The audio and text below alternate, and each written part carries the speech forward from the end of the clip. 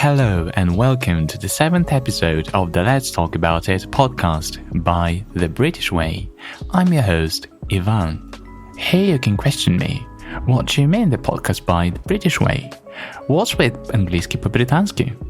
And for those who are new to this name, I rebranded my school and now it's The British Way, which still carries the idea of the original name but is now internationally understood. The idea of rebranding came into my mind some months ago when I first noticed that this podcast is listened to by lots of people around the world and not only in my motherland, Russia. As a completely British biased bloke, I wanted to maintain the idea of British English in the name, so I tried lots of options, and this one was, and still is, the best as I see it. So, from now on, it's The British Way, or TBW if you want it short. Moreover, some new very important information for my listeners all over the world. I'm launching a new Telegram channel in addition to my existing one, but this one will be completely in English. All the same as my Russian one. You can find the role description and word sets for all the existing and future episodes.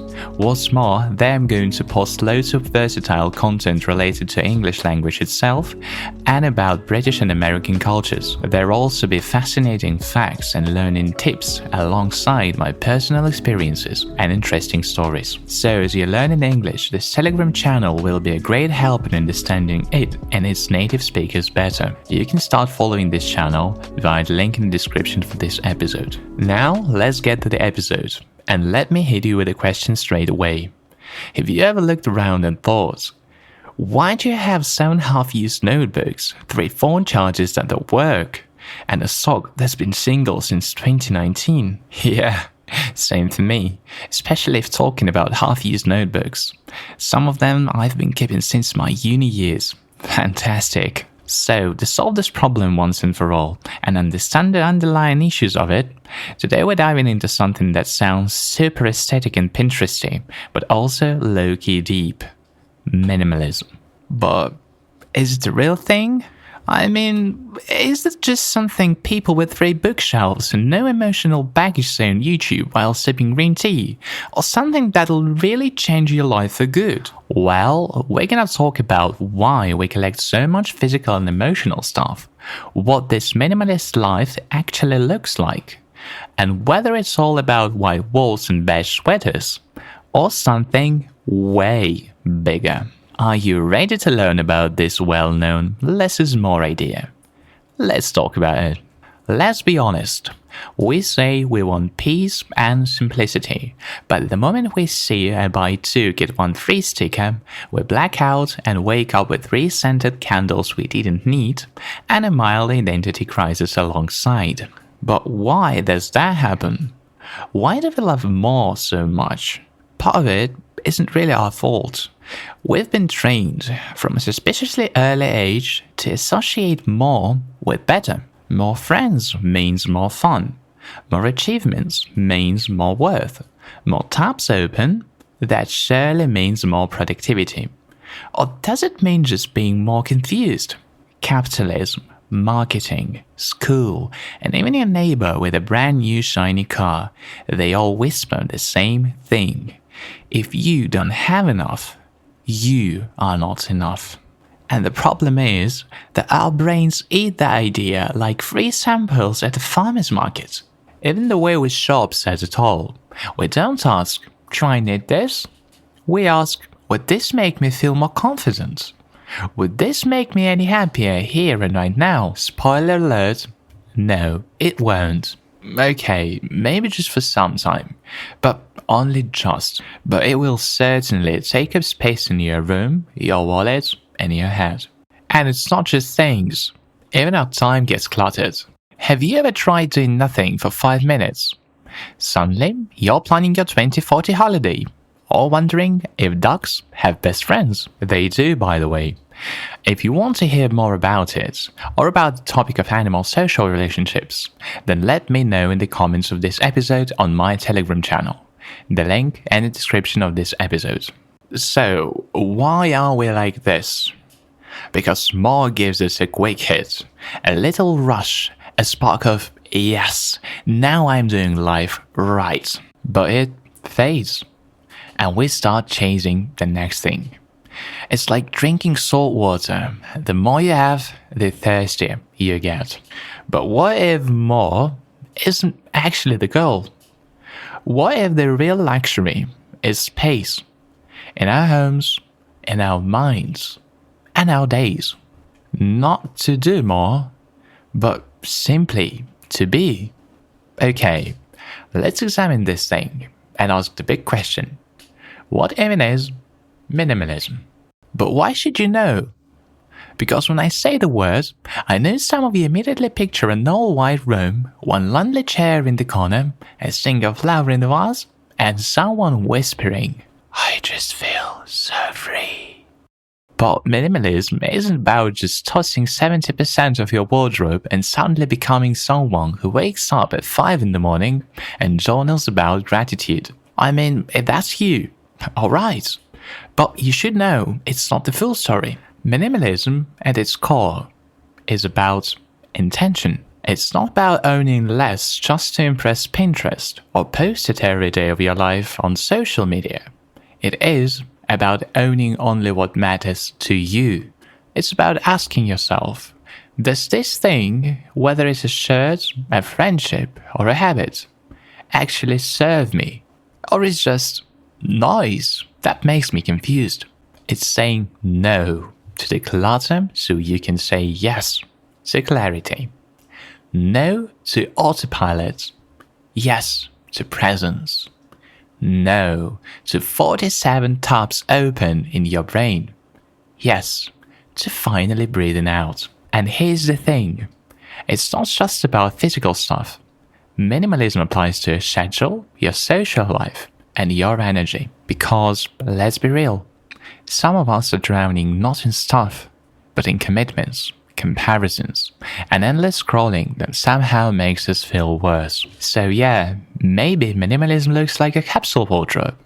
Or maybe it looks like finally quitting that group chat that gives you stress hives. It's only up to you to decide. Minimalism isn't about having nothing. It's about having what actually makes you feel alive.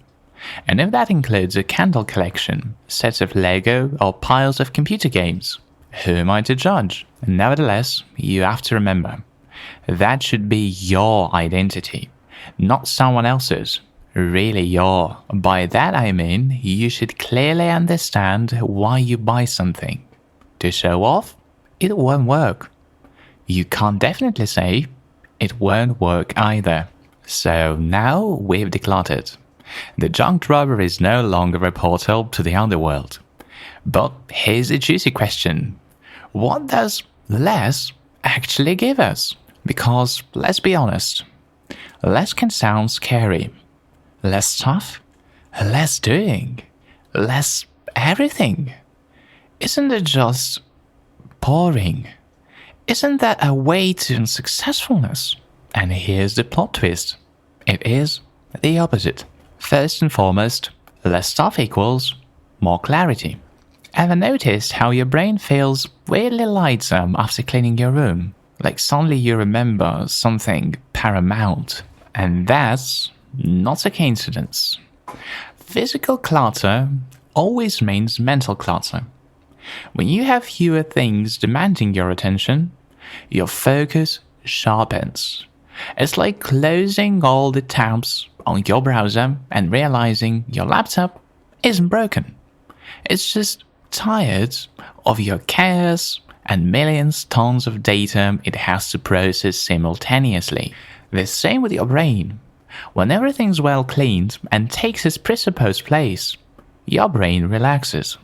The next fact, less noise equals more time. You know all those 7-Ups you open in the morning before even getting out of bed? Yep. Each of those takes a tiny little bit of your attention span, making you lose time while not realizing it. Because how should just 5 minutes on social media lead to any big wastes? Believe me, it can. Choosing less scrolling, less comparison, fewer commitments, gives you back the most non-renewable resource of all, time. And actually energy as well. A scrolling and constant decision-making process takes lots of effort. You might not notice it, but it does. Moreover, as for time, it gives you not just more time, but better time, the kind where you can actually be in the moment instead of just surviving it. Fact 3. Less pressure equals more peace. When you stop chasing more and more, something wild happens. You relax. You breathe. You stop feeling like you have to prove something to everyone all the time. It's not all about you, not about people around, not about what the world forces you to do. Minimalism gives you permission to step off the hamster wheel and say, hey, what if it's already enough? Maybe I'm already happy, but just haven't been able to notice it because of this wild run I've had for so long. And here's the emotional cherry on top. When you strip away the excess, you start to see what actually matters. That book you've been meaning to read, that person you want to call, that walk that doesn't need to be productive, just peaceful and quiet.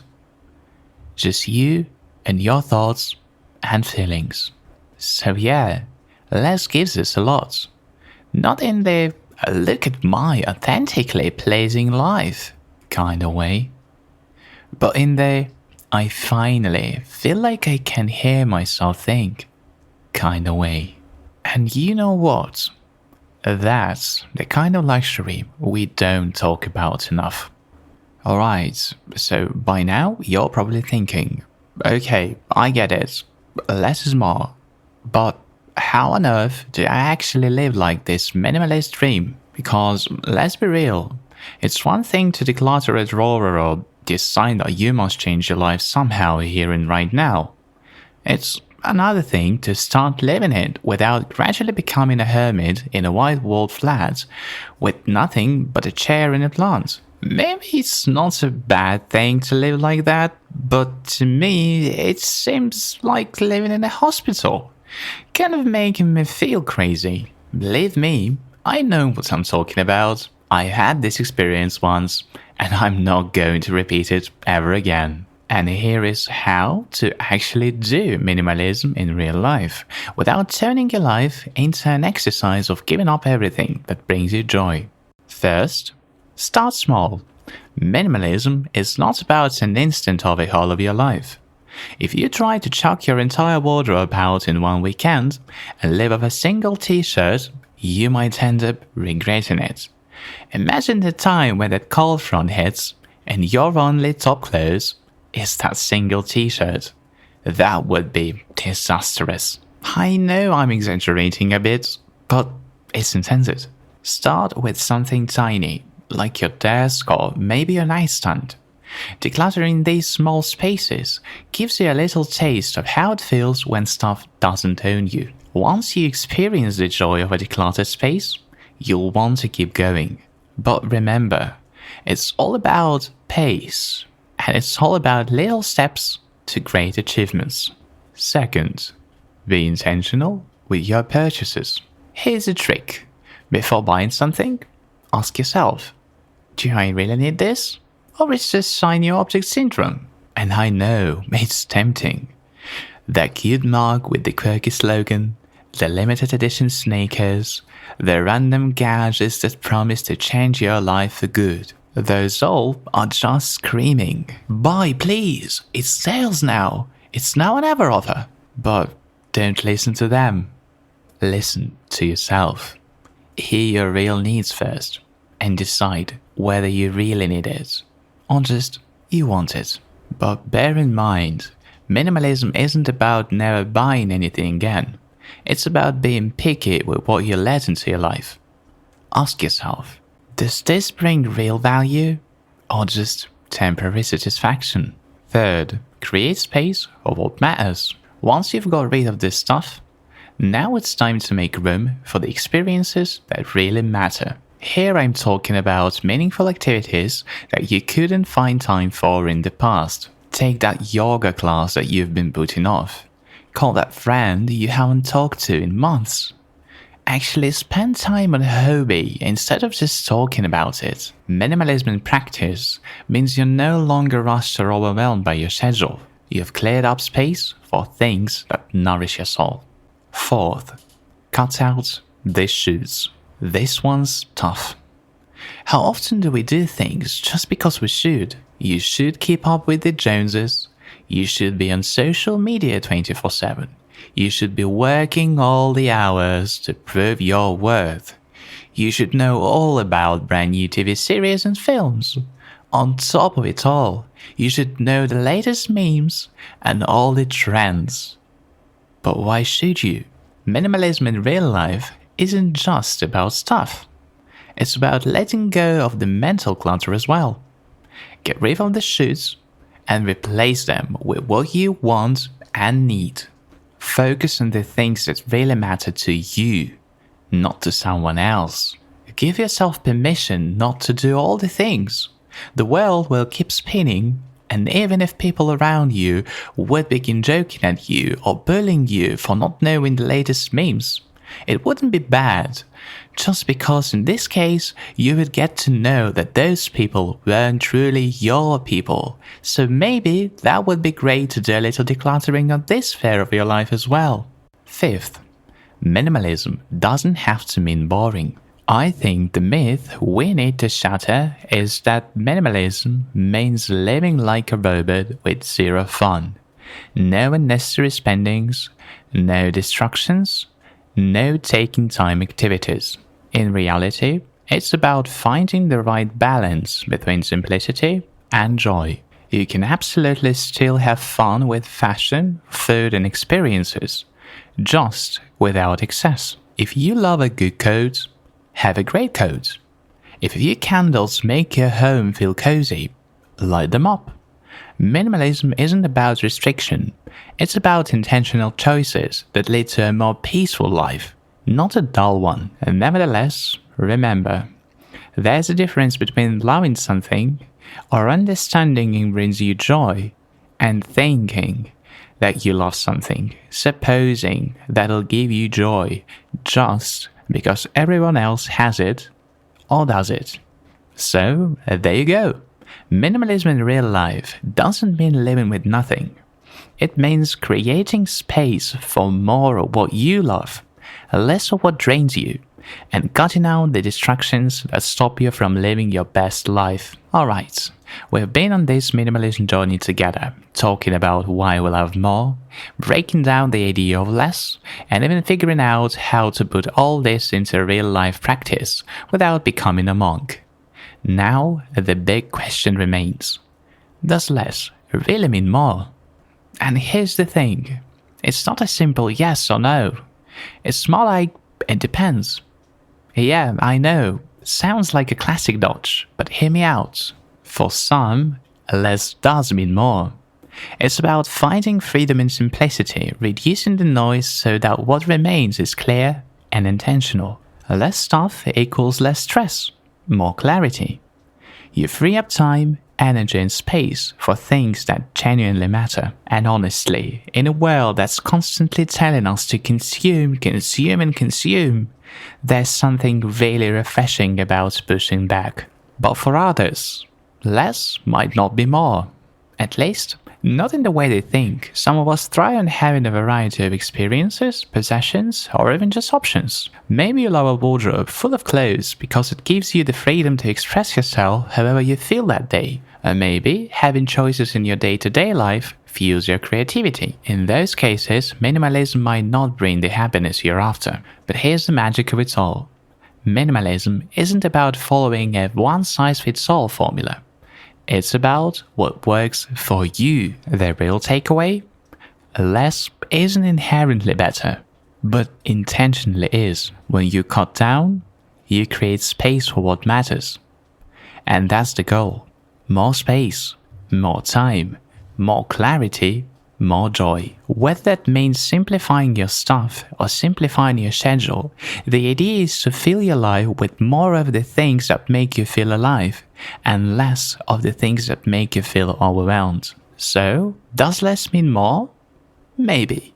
But the real question is, does less make space for more of what matters to you? And if the answer is a yes, then congratulations, you're already on the minimalism path and you're doing it your way. So I think it's time to wrap up. I really hope you've enjoyed this episode, and if you have, remember to hit the like and subscribe buttons, because there are more fascinating and incredible episodes to come. Moreover, if you have trouble understanding this episode, go on my Telegram channel via the link in the description of this episode, and you'll find the script and word set for this episode completely free of charge. And the last, but not the least, if you have trouble learning English or you are feeling stuck not knowing what to do to develop your knowledge, then you can always write me on The British Way, on VK or on Telegram and ask for help. I'm always glad to see new faces joining the classes. Thank you for listening. My name's been Ivan. Stay tuned. Ta-da!